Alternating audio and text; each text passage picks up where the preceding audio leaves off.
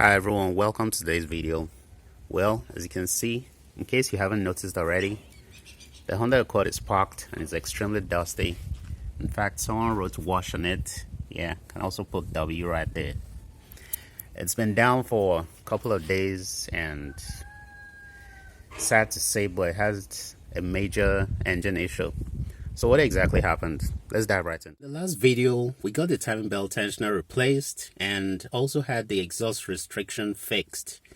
The car definitely moved a lot better, but I still felt there was something I couldn't place my finger on, and that thing was definitely restricting the vehicle's performance.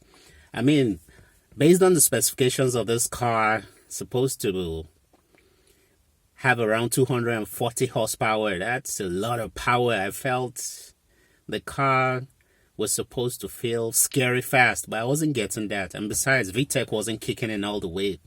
So I knew there was still something wrong, but I couldn't place my finger on it. I had done a lot of local trips and all of them were successful. So I decided to take the leap of faith and embark on a long distance journey. Unfortunately, things didn't turn out as planned. Obviously, everything started off good. Immediately I joined the highway, the car was cruising fine. I decided to make use of the cruise control to make the journey a lot more relaxing. It wasn't too long before I realized that it seemed like the car was struggling to maintain the set speed. And what happened then? I noticed that it was downshifting a lot. The revs were getting high, and that was particularly concerning for me because I knew something bad was about to happen.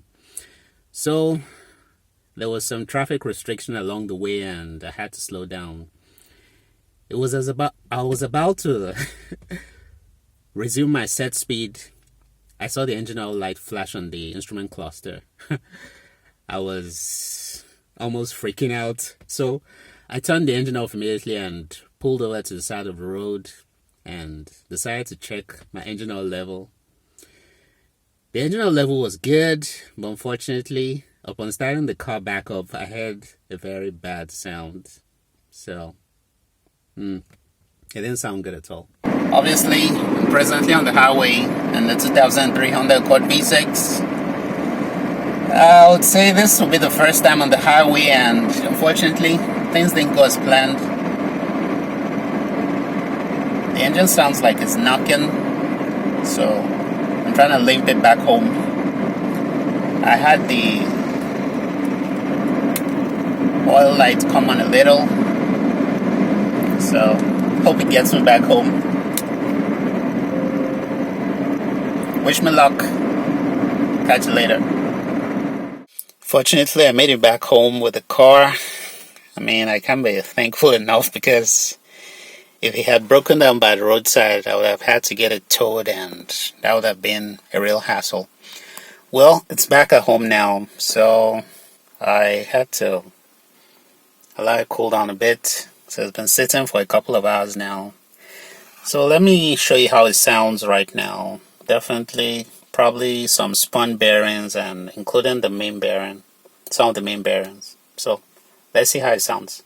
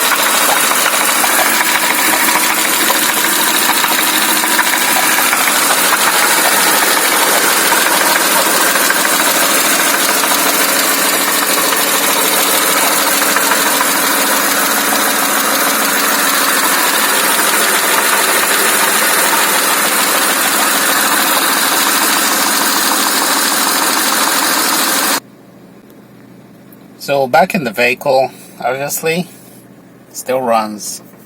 As you heard, lots of chattering and knocking noises in the engine. So I have two options. Either I take it apart to get the bearings replaced or get a replacement engine. As you can see, no check engine lights. It's still idling smooth, but definitely something terrible has gone wrong in the engine. So right now I'm tending towards getting the whole engine replaced. I mean, we've tried and tried to save the engine, but it seems like it doesn't want to be saved. So most likely I'll get the engine replaced. So that was what happened on the first major trip I was to undertake in this car. It was definitely unsuccessful. So let me show you the mileage right now. Yeah, that's the mileage right there. So we ended up doing about 850 miles before things went really south. I'll say not bad. Obviously the top end of the engine was quite good. So the bottom end, we didn't delve into that at all. The only thing that was done was the oil pan was replaced.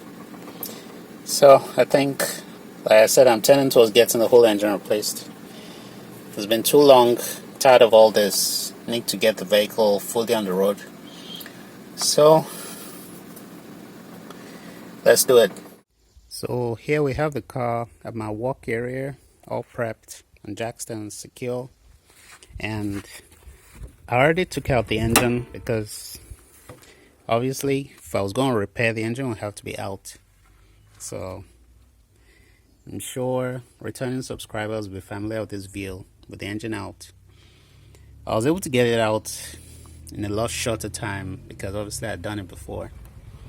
So still the same. This time around I disconnected the power steering line from on here and the engine came out real easy.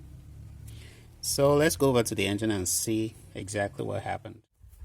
With the engine oil pan taken off and the bearing caps for cylinders 3 and 5 removed, here's what we have. So the connecting rod right here, that's for cylinder number 3, is badly scored, and the bearing and the end cap was damaged too. I took out that for the two items for cylinder 5. It's a little bit in there, I'm not sure you can see it right there, and that was in much better condition. So I guess majority of the noise came from cylinder number 3 right here. So if you can take a closer look at this is badly scored up. So to fix that, I've had to take out the crank and have it sent to a machine shop. So let's check out the end cap and bearings. So right here we have the end cap for cylinder number 3. You can see right here this cap is badly scored and damaged. You can see that right there. And here's what's left of the bearing. This one is actually almost chewed up totally. And it's the other side.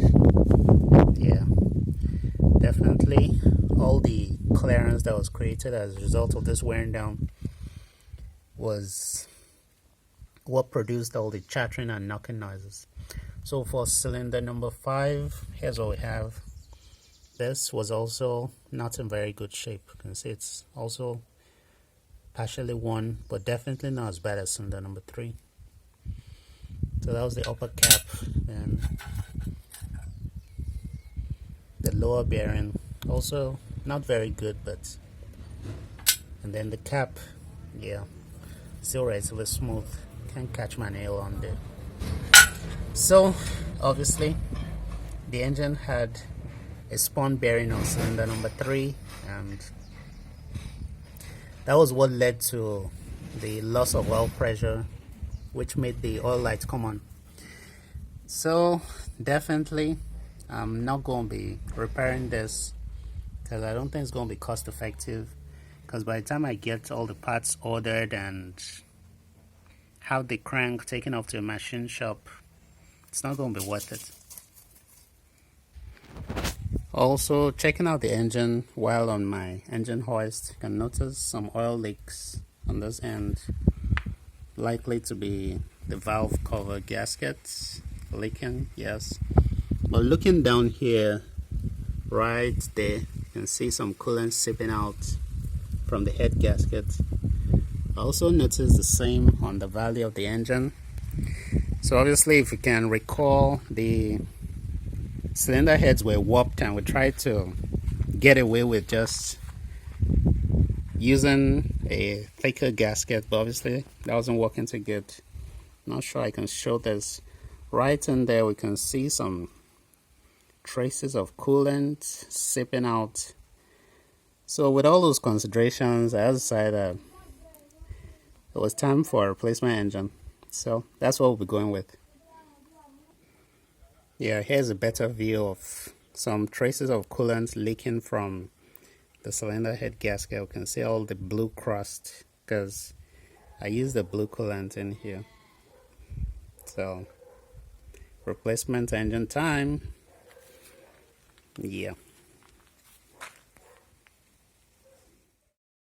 So there it is, fellas. The Honda Accord will be getting a replacement engine. So before wrapping up the video, just want to share my thoughts on the whole situation. So could it have been prevented? I would say a definite yes. I should have done an oil pressure test on the engine. With that, I would have known there was low oil pressure in the engine, which was as a result of the bearings being worn out. So my guess is that at some point, because of the leaking head gaskets, previously lots of engine oil was leaking from the head gasket. At some point, the previous owner ran it low on engine oil, and that really affected the bearings in the lower portion of the engine.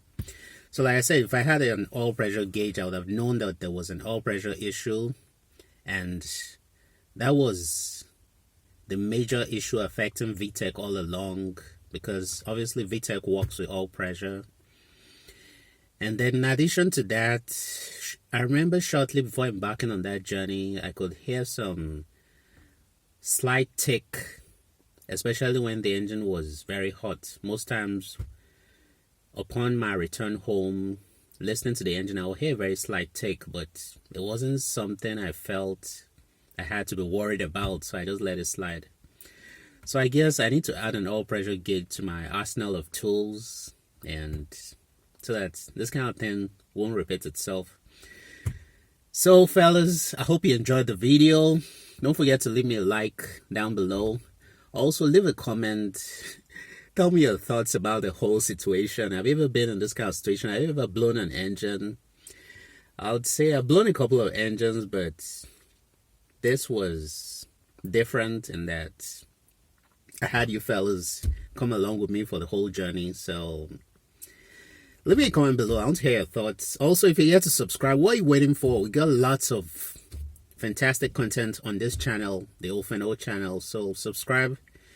So by the next video, I hope to have gotten the replacement engine and get this baby back on the road. So fellas, stay safe out there. Don't forget to keep on keeping on, keep learning. You can't really place a value on knowledge, so keep learning despite the situation. Keep forging ahead. So catch you in the next one. Have a nice day. Bye.